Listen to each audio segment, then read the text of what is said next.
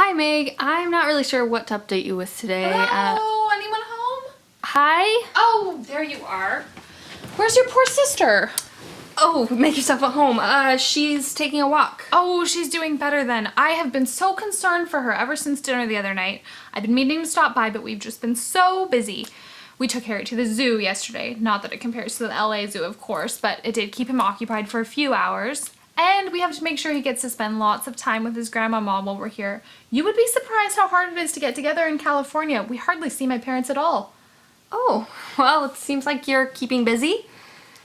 I see your Mrs. Jennings has provided you with familiar surroundings.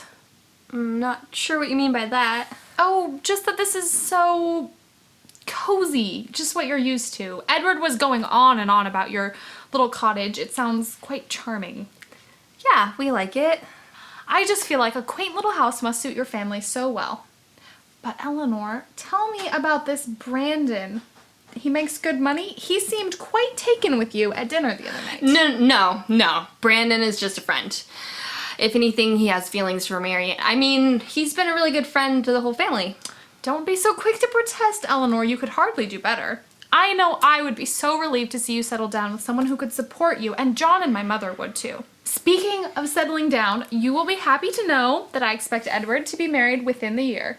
My mother has an old friend here in Portland, a very good family, and they have a daughter just around Edward's age. Mother introduced them last week and they hit it off very well. Well, it seems like you and your mother are always looking out for Edward.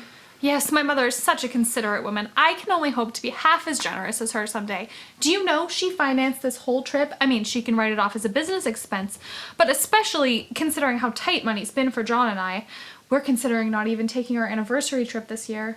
I mean, they just raised the tuition at Harry's school, and of course they don't have clarinet there, so we have to do those lessons privately now. And the remodel. Elinor, I have to warn you, these things always cost more than you expect. They just tore into a wall in the living room and discovered termite damage, so now they're probably gonna have to reframe the whole room, and the expenses are just piling up. I think we would be out on the streets if it wasn't for John's inheritance money. That must be so difficult for you.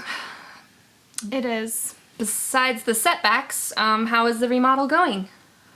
Well, the house is a complete mess right now, as you can imagine. It's a good thing we've been able to get out of town. We are making some progress with the grounds, though. I've had the awful trees that lined the driveway. I can't imagine why your sister loved them so much, but I've had them all torn out. We're putting in a koi pond by the front porch. Oh, well, sounds like you're making progress. Yes, but enough about my problems. I'm just so happy to see you girls settling in so well. I mean, your mother found work so quickly, and Mrs. Jennings providing these jobs for you girls. There was a time when John and I were prepared to step in and help you out financially, but I'm so glad to see that's not needed now. Yeah, we're getting by. I'm so glad to hear it. It's really a shame about your sister and that Willoughby boy not working out, though. I heard his family was very well off. She would have done very well with him. But I must dash. I'm meeting Lucy Steele for lunch. We're discussing more vineyard design plans. But tell your poor sister, don't be too heartbroken. There are plenty of men in the world, some of them as rich as those Willoughbys. I Bye, will. Elinor. Thanks. Bye.